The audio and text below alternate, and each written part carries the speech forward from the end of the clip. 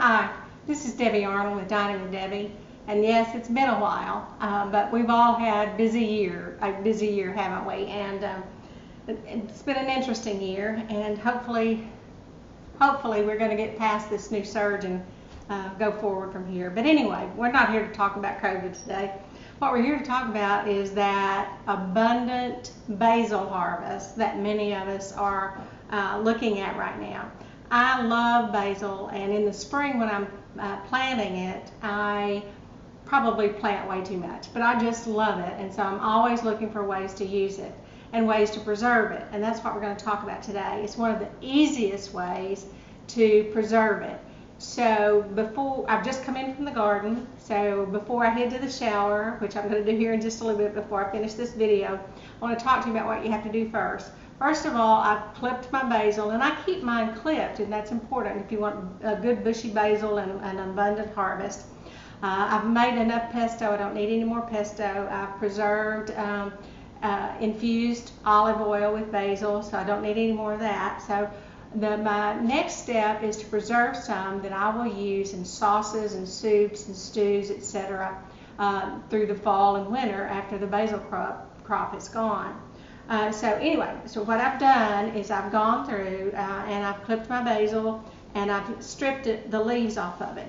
I put those leaves in my salad spinner, rinse everything really well, make sure, I grow basil in pots so it doesn't really get too dirty, but I always want to make sure that I wash it well.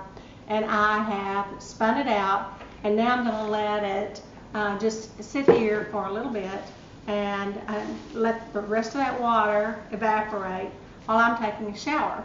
Then after I come back, I'll talk to you about what you do to preserve this so it's easily used next year or this coming year in your, in your fall and winter dishes. And so I think you will enjoy doing this. This is an easy way to do it.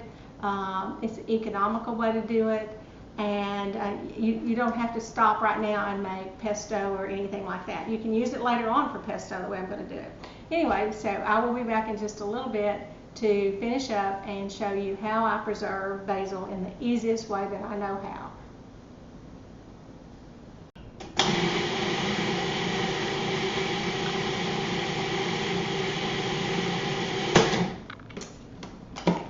So I'm back. And what I'm doing now is I'm using the food processor to grind up those basil leaves that I had, and I've already done quite a few. And this is the final part of it. And I had this cabinet full of basil leaves, if you remember. So they grind down, and there's not much there when you do it, but you'll have plenty of flavor in what you have left. So, and by the way, those stems that we tore off, you can save those. You can. They have lots of flavor in them. I don't use them in this unless they're really tender, but you can save them and use them. Put them in the freezer. Use them for stock later on if you want to, or generally I just throw them out in the compost pile, honestly. So I'm going to finish grinding this up, and you could do this by hand if you have a mortar and pestle. I don't, and I just use my blender. It's just a whole lot simpler. I'm going to grind this up, and then we're going to start adding in some extra virgin olive oil. So it's ground up pretty well. It doesn't take a lot of oil. You do want to use a good quality oil. What this does is it just binds it together.